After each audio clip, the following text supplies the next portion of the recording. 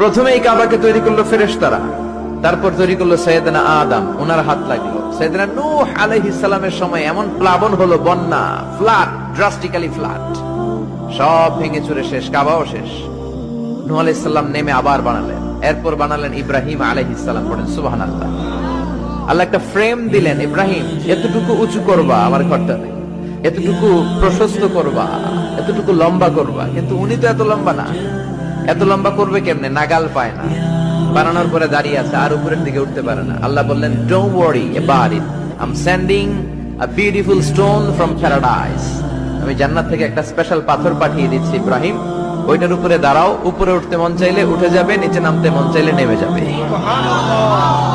মাকাম ইব্রাহিম, জান্নাত থেকে আসা ওই পাথর কাবা ঘরের পাশে আজও আছে না নাই?